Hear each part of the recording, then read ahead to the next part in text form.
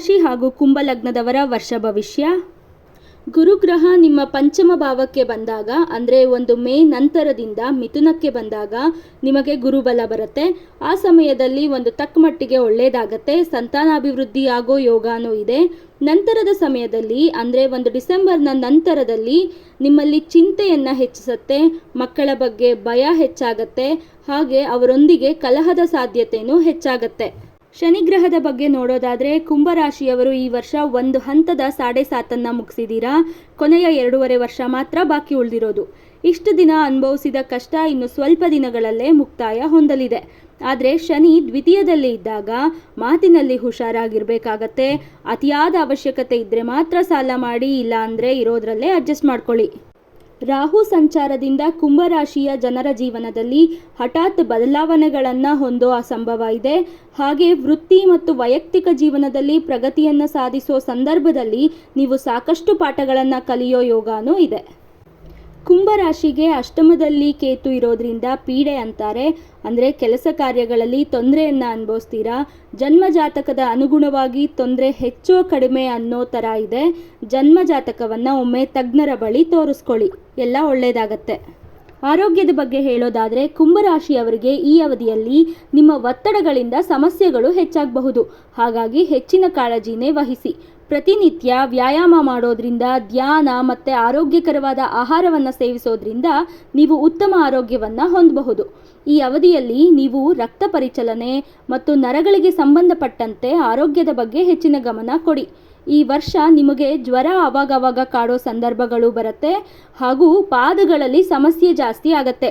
ಕಾಲು ನೋವು ಬರೋದು, ಕಾಲು ಬಾವು ಬರೋ ಸಂಭವನೂ ಇದೆ. ವೃತ್ತಿ ಜೀವನದ ಬಗ್ಗೆ ನೋಡೋದಾದರೆ ವ್ಯಾಪಾರದಿಂದ ಲಾಭ ಪಡೆಯೋ ಯೋಗ ಇದೆ. ಆದರೆ ಪ್ರತಿಫಲಕ್ಕೆ ತಕ್ಕಂತೆ ಲಾಭ ಬರೋಲ್ಲ. ನೀವು ಅಂದ್ಕೊಂಡಿರೋದಕ್ಕಿಂತ ಕಡಿಮೆ ಲಾಭನೇ ಆಗತ್ತೆ. ಎಲ್ಲ ವರ್ಗದ ವೃತ್ತಿಯವರು ಕೂಡ ಈ ಅವಧಿಯಲ್ಲಿ ಕಠಿಣ ಪರಿಶ್ರಮದಿಂದಾನೇ ಉತ್ತಮ ಫಲವನ್ನು ಪಡ್ಕೋಬೇಕು. ನಿಮ್ಮ ಪ್ರಗತಿ ನಿಧಾನವಾದರೂ ಕೊನೆಯಲ್ಲಿ ಯಶಸ್ಸು ದೊರಕತ್ತೆ. ಗುರುಗ್ರಹ ಸಂಚಾರದಿಂದ ನೀವು ಪ್ರಗತಿಗಾಗಿ ಉತ್ತಮ ಅವಕಾಶಗಳನ್ನು ಪಡಿತೀರಾ. ಆದರೆ ನಿಮ್ಮ ಖರ್ಚು ನಿಯಂತ್ರಣದಲ್ಲಿಡೋದು ಮುಖ್ಯ. ಈ ಸಮಯದಲ್ಲಿ ನೀವು ಉಳಿತಾಯವನ್ನು ಮಾಡೋದ್ರೊಂದಿಗೆ ಬುದ್ಧಿವಂತಿಕೆಯಿಂದ ಹೂಡಿಕೆ ಮಾಡೋ ಬಗ್ಗೆನೂ ಯೋಚನೆ ಮಾಡೋದು ಒಳ್ಳೆಯದು. ಸಂಬಂಧಗಳ ಬಗ್ಗೆ ನೋಡೋದಾದರೆ ನೀವು ನಿಮ್ಮ ವೃತ್ತಿ ಮತ್ತು ವೈಯಕ್ತಿಕ ಜೀವನವನ್ನು ಸರಿಯಾಗಿ ಬ್ಯಾಲೆನ್ಸ್ ಮಾಡಿದ್ರೆ ನಿಮ್ಮ ಜೀವನದಲ್ಲಿ ಸಾಮರಸ್ಯವನ್ನು ಹೊಂದಬಹುದು. ಗ್ರಹಗಳ ಸಂಚಾರದ ಪ್ರಭಾವದಿಂದ ಕುಂಭರಾಶಿಗೆ ಸೇರಿದ ಅವಿವಾಹಿತರಿಗೆ ಈ ಅವಧಿಯಲ್ಲಿ ಉತ್ತಮ ಸಂಗಾತಿ ದೊರಕೋ ಯೋಗ ಕೂಡಿ ಬರುತ್ತೆ. ಶನಿ ಸಂಚಾರದ ಪ್ರಭಾವದಿಂದ ನೀವು ಸಂಬಂಧಗಳಲ್ಲಿ ಸಹನೆಯನ್ನು ಕಾಪಾಡಿಕೊಳ್ಳುವಾಗ ನೀವು ಹೆಚ್ಚಿನ ಸವಾಲುಗಳನ್ನೇ ಎದುರಿಸ್ತೀರಾ. ಬಂಧು ಬಳಗದವರ ಜೊತೆ ಜಾಗರೂಕತೆಯಿಂದ ಇರಿ. ಅವರ ನಡುವೇನೂ ಮನಸ್ತಾಪಗಳು ಆಗ್ತವೆ. ಹಾಗಾಗಿ ಅವರೊಂದಿಗೆ ವ್ಯವಹಾರ ಮಾಡೋದು ನಿಷಿದ್ಧ. ಹಾಗೆ ಎಲ್ಲ ವಿಚಾರಗಳಲ್ಲೂ ಮೌನ ವಹಿಸೋದು ಒಳ್ಳೆಯದು. ಕುಂಭರಾಶಿಯವರಿಗೆ ಪ್ರಮುಖ ಸಲಹೆಗಳು. ಶನಿವಾರದಂದು ಮದ್ಯಪಾನ ಮತ್ತು ಮಾಂಸಾಹಾರವನ್ನು ತಪ್ಪಿಸಿ. ಯಾವುದರ ಮೇಲೂ ಹೆಚ್ಚಿನ ನಿರೀಕ್ಷೆಯನ್ನು ಅಂದರೆ ಎಕ್ಸ್ಪೆಕ್ಟೇಷನ್ಸ್ನ ಇಟ್ಕೋಬೇಡಿ. ಏನೇ ಬಂದರೂ ಧೈರ್ಯವಾಗಿ ಹೆದರಿಸ್ತೀನಿ ಅನ್ನೋ ನಿಮ್ಮ ಮನೋಭಾವವನ್ನು ಎಲ್ಲೂ ಬಿಟ್ಕೊಡ್ಬೇಡಿ. ಕಪ್ಪು ಬಟ್ಟೆಯನ್ನು ಧರಿಸಬೇಡಿ.